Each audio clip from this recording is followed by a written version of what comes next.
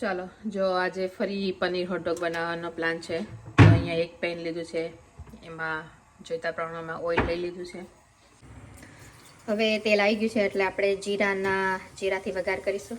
જીરું એડ કરીએ, પછી થોડી હિંગ નાખશું. હવે આપણે એના પછી કાંદા એડ કરશું.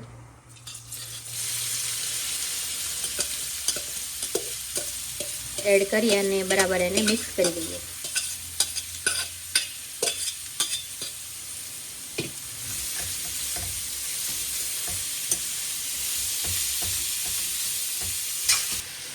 હવે થોડું સ્વાદ પ્રમાણે મીઠું એડ કરી દઈએ એટલે કાંદા જલ્દી ચડી જાય. હવે આપણે એડ કરીશું ગાર્લિક પેસ્ટ. એડ કરી મિક્સ કરી અને હલાવી ફરી ચડવા દઈએ. હવે એડ કરીશું મરી પાવડર. પછી એડ કરીશું ટમાટો. પછી એડ કરીશું ધાણા જીરું પાવડર.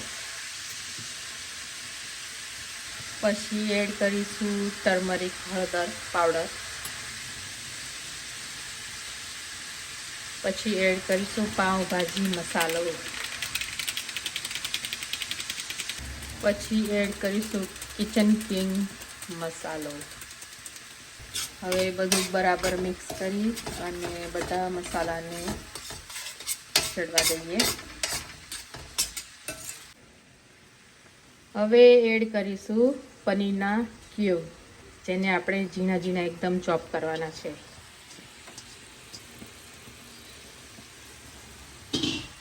હવે અરોમા કોરિએન્ડર લીવ્સ આપણે એડ કરીશું અરોમા વધારવા માટે. હવે આપણો મસાલો એકદમ ચડીને કમ્પ્લીટ થઈ ગયો છે. હવે આગળ બતાવીએ આગળ પ્રોસીજર.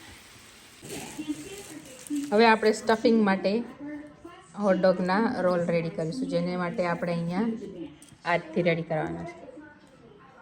પછી આ રીતથી ચીઝ પહેલાં ભરી દેવાનું. આવી રીતથી આમાં સ્ટફિંગ કરવાનું.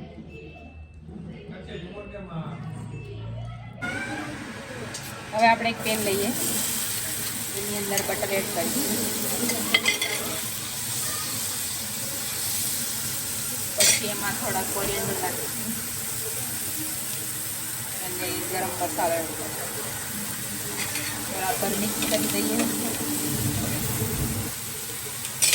અને સ્ટફિંગ પર ઘરેલું પાવ જે છે એને આપણે ચારે બાજુ શેકવાનું.